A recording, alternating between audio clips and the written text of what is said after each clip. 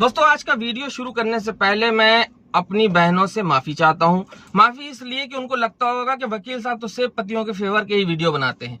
तो देखिए बहनों, आप ऐसी नहीं हैं, लेकिन बहुत सी ऐसी महिलाएं आज की डेट में पड़ी हैं, बहुत सी ऐसी लड़कियां पड़ी हैं जो अपने दोस्तों के बहकावे में आकर के, अपने माँ बाप, अपने घर परिवार, रिश्तेदारों के बहकावे में आकर के वो उल्टी सीधी हरकतें कर जाती हैं, अपना घर तबाह कर लेती हैं, अपना परिवार का घर, अपने मायका तबाह कर लेती हैं और अपने ससुराल को तो चक्कर कटवा कटवा के उनके घर की तो ऐसी तैसी कर देती हैं। तो यहाँ लिंग भेद को ध्यान में न रखते हुए आप सिर्फ ये समझें कि पति के साथ कौन खड़ा है। लड़की के साथ तो पूरा न्यायालय की सिंपैथी जुड़ी है, समाज की सिंपैथी जुड़ी है, लेकिन लड़के के साथ कोई नहीं खड़ा। बहुत से लड़के इससे परेशान होकर के सुसाइड कमिट कर लेते हैं, क्योंकि इज्जतदार इंसान के लिए सबसे बड़ी चीज इज्जत होती है। जब उसकी इज्जत उछलती है तो बहुत से लोग अपनी जान दे देते हैं। तो इसीलिए मैं ऐसे वीडियो ज्यादा बनाता हूँ, क्योंकि लड़कियों के लिए तो केस जीतना आसान होता है, लेकिन लड़कों को बचाने के लिए बहुत सारी चीजें देखनी पड़ती हैं, बहुत सारे पापड़ बेलने पड़ते हैं। तो दोस्तों आज का ये वीडियो इसी टॉपिक पर आधारित है। आज आपको दो ऐसी चीजें बताने वाला हूं जो आपके ऊपर जब केस फाइल होंगे, पूरा एक पैकेज दहेज वाला, तो ये दो पॉइंट आपको हर कदम पे बचाएंगे, हर तरीके से बचाएंगे। लेकिन वीडियो को आखिरी तक देखिएगा, बिल्कुल स्किप मत कीजिएगा और बहुत ध्यान से समझिएगा और ढेर भर कमेंट करके पूछिएगा, हर कमेंट का जवाब दूंगा मैं आपके। तो दोस्तों मैं आपका दोस्त फरहान, तो चलिए शुरू करते हैं।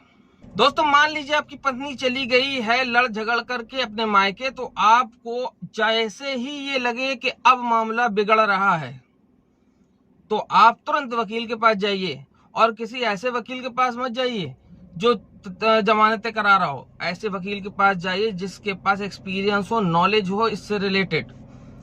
तुरंत जाइए और उसके माध्यम से पहला ब्रह्मास्त्र सेक्शन 9 फाइल कर दीजिए। सेक्शन 9 क्या होता है आप पूछोगे? ये होता है वैवाहिक जीवन की पुनर्स्थापना के लिए, जो कि पति फाइल करता है अपने ससुराल वालों के ऊपर कि भाई ये हमारी पत्नी को हमको वापस दे दें, विदाई कर दें उसकी, दोबारा मैं उसके साथ रहना चाहता हूँ। उनमें सारे रीजन लिखे जाते हैं कि भाई छुटपुट जो है झगड़ा हो गया, ये जाके बैठ गई हैं, मैं हर तरीके से रहना चाहता हूँ, हमारे जिंदगी का, हमारे परिवार की इज्जत की बात है, मेरी मोहब्बत की बात है और मैं इसको हर तरीके से रखना चाहता हूँ, लिहाजा इसको वापस किया जाए। इनके घर वाले इसकी विदाई कर दें दोबारा, मैं रखने को तैयार हूँ, जो भी इसके मन में गिला शिकवा है वो भूल जाए। पहली चीज। दूसरा ब्रह्मास्त्र, तुरंत अगर कोई बच्चा है आपके पास, तो आपका कोई भी संतान है, तुरंत बच्चे की कस्टडी फाइल कर दीजिए। आपको बहुत से लोग समझाएंगे कि कुछ नहीं होना, लेकिन किसी बात न सुनिएगा, सीधे कस्टडी फाइल कर दीजिए। लेकिन देखिए आप उस केस को हार जाओगे। क्यों? क्योंकि लड़का अगर है तो 7 साल, लड़की अगर है तो 12 साल। ये दोनों जो उम्रें हैं, तब तक माँ जो है, नैसर्गिक गार्जियन सबसे अच्छी माँ ही होती है। तो कोर्ट ये जानता है, लॉज भी यही कहते हैं। तो आपको कस्टडी नहीं मिलेगी, आप केस हार जाओगे वो। लेकिन अब आप सोच रहे होगे कि अब ये दो का इस्तेमाल आगे कैसे होने वाला है। आगे ऐसे होगा कि जब आपके ऊपर पूरा एक पैकेज ऑफर किया जाएगा, 498A domestic violence, 323, 504, 506 DP act, ये सब कुछ आपके ऊपर जब एक पैकेज ऑफर होगा, आपकी FIR होगी, आपका केस पहुंचेगा कोर्ट में, तो मीडिएशन में भी आपको ये बेनिफिट देंगे। मीडिएशन में जब आप अपनी बात रखोगे तो आपको हर तरीके से ये कहना है कि भाई मैं अपनी पत्नी को रखना चाहता हूं, मैं इसके बिना तो जिंदा ही नहीं रह सकता साहब, मैंने इसीलिए सेक्शन 9 फाइल किया था, लेकिन उसका कुछ नहीं हुआ क्योंकि इन लोग आए नहीं। ठीक है, मैंने तो इनको विदाई के लिए फाइल किया था, इन्होंने तो FIR बाद में कराई है, मैंने तो पहले ही कर दिया था।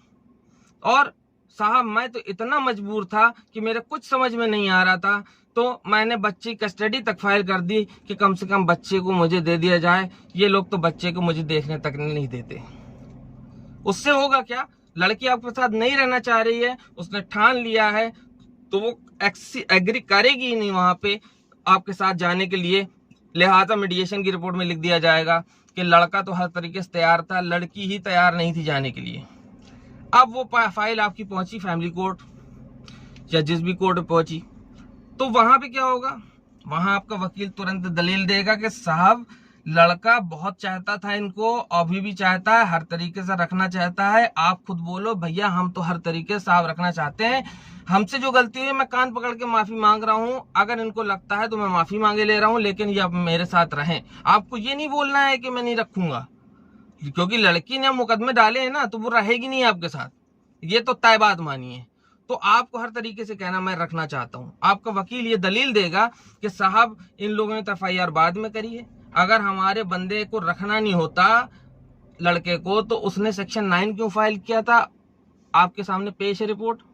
उसने बच्चे को उसके देखने नहीं दिया जाता, मिलने नहीं दिया जाता, तो उसने थक हार के बच्चे की कस्टडी तक फाइल कर दी, जो उसको वो हार भी गया, लेकिन वो बच्चे को देखने नहीं दिया गया। ये दो जो चीजें मैंने आपको बताई है ना दोस्तों, ये दो चीजें जज के ऊपर बड़ा पॉजिटिव असर डालेंगी। उसको लगेगा कि वाकई इनका केस तो बाद में फाइल हुआ था, इससे पहले सेक्शन 9 और कस्टडी फाइल की गई थी। तो लिहाजा लड़के को सही मानते हुए, क्योंकि इससे बहुत सारे डिसीजंस भी हैं, तो इसको क्रूल्टी का ग्राउंड माना जाता है कि पत्नी ने ये सब कुछ जो किया है ये तो मतलब एक क्रूल्टी अगेंस्ट हस्बैंड है। तो इसके तहत आपको तलाक मिल जाएगी बहुत आसानी के साथ। अगर लड़की कहती है ठीक है मैं रहने को तैयार हूं, तो आप कह दो कि साहब मैं रखने को तैयार हूं, लेकिन ये भाई लिख के दे दे कि इसने मेरे और मेरी फैमिली को फंसाने के लिए ये जो किया है, ये गलती की है, ये मान ले, एक्सेप्ट कर ले कि भाई हाँ हमसे गलती हुई है, मैं इसको रख लूंगा। कोई नहीं देता लिख करके, लेकिन अगर दे दिया तो उसके लिखने के बाद तत्काल वो कागज लगाइए और क्रूल्टी अगेंस्ट हस्बैंड के ग्राउंड पर तुरंत तलाक आपकी अप्रूव हो जाएगी कोर्ट से, और आप लोग आराम से सेपरेशन से दोनों अलग अलग रह सकते हैं। लेकिन आप जेल जाने से बच जाओगे, आपकी फैमिली जो है, आपकी इज्जत जो है धुलने से बच जाएगी। ये दो बातें ध्यान रख लेना। जरा सा भी पत्नी मायके जाके बैठे हो, आपको लगे कि अब मामला जो है खतरनाक रूप ले रहा है, तो तत्काल आप तुरंत फाइल कर दीजिए सेक्शन 9 और कस्टडी। आप जीतो या हारो इससे कोई लेना देना नहीं है। आपका ये दो चीजें अगर आपने फाइल कर दी तो आपके at the end of that case stage आपको ये फायदा पहुंचाती रहेंगी। तो दोस्तों उम्मीद करता हूँ वीडियो आपको पसंद आया होगा। अगर पसंद आए ज्यादा से ज्यादा लाइक करें, कमेंट करें और बहुत ज्यादा शेयर करें। मैं आपका दोस्त फरहान अख्तर एक बार से फिर हैव अ ग्रेट डे।